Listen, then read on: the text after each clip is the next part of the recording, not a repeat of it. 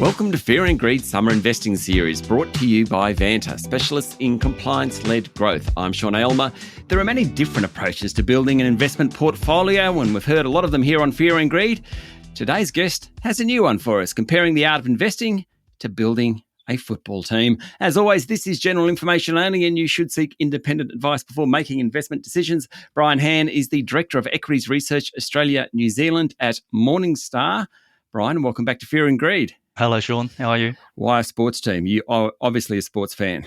Yes, I am, Sean, and you'll be surprised how much of a parallel there is between building a portfolio and building a sports team. Okay, so let's just go through it broadly and without making it too particular centric. You sort of have the outside players, the speedy guys. They're on the outskirts of the field. Generally, might be a winger in football. It might be the fullback in NRL. What about that? Like, how do you put that into the investment portfolio?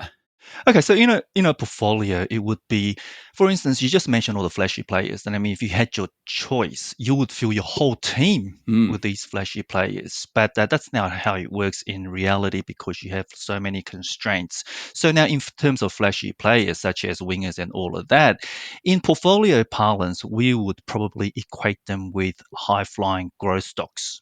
These stocks that are really ritzy earnings multiple, got really explosive earnings growth outlook, and everybody loves them. There's the future of the sector and all of that. On the other hand, though, there is a lot of uncertainty in terms of your valuation of them because so much of the value is in the future, and therefore, just like a fullback or a winger or any of the speedy players you're talking about, when they make a mistake or fumble the ball, I mean, the consequences are dire and very visible. Just like any growth stock, whereby ritzy multiples, so when they disappoint even a little bit, the consequences can be very dire.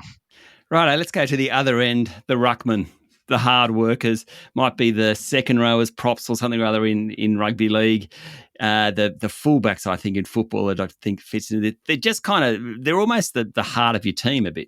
Yeah, I would say they're the bedrock of the team. I mean, the typical saying in sports parlance is that big forwards win big games. Now, these are not the sexiest, the flashiest of the players, but as you say, the ruckman and the props, they are basically the foundation of the team, and they are consistent. And I would equate them in a portfolio parlance to defensive stocks which have very reliable cash flows that will provide you with very good cash flow earnings and therefore dividends.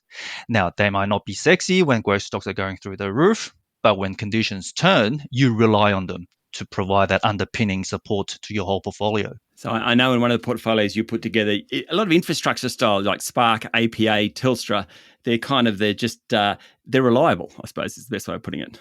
Exactly, because when you look at the underlying businesses, they are not as volatile as other businesses, and the earnings you can really rely on year after year because they are defensive and they are relied upon by businesses to either make money or for consumers to either live their lives. So as you mentioned, APA, a gas transmission network operator, Telstra, a communications provider, which we all need.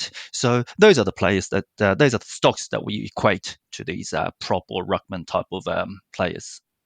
Okay.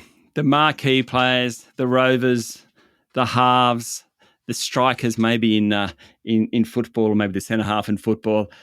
They're kind of somewhere in between all that. They're almost the ones that you really combine the flashiness and the hard work almost. Exactly, as you say, Sean, they are the marquee players around whom the whole team is built, and they need to basically have a little bit of everything.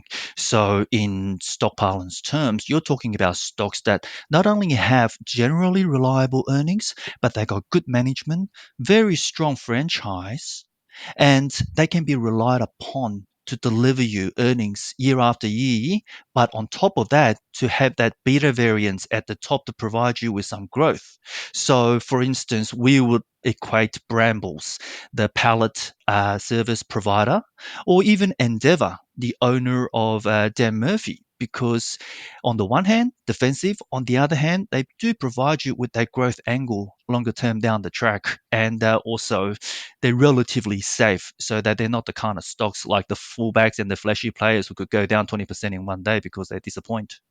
The other group I just want to mention, I suppose I might be torturing the analogy here, the centres in rugby league, maybe the half forwards in AFL, a lot of running, really solid players. Why do you need those sort of players? Yeah, because you need some players to provide you with the X factor.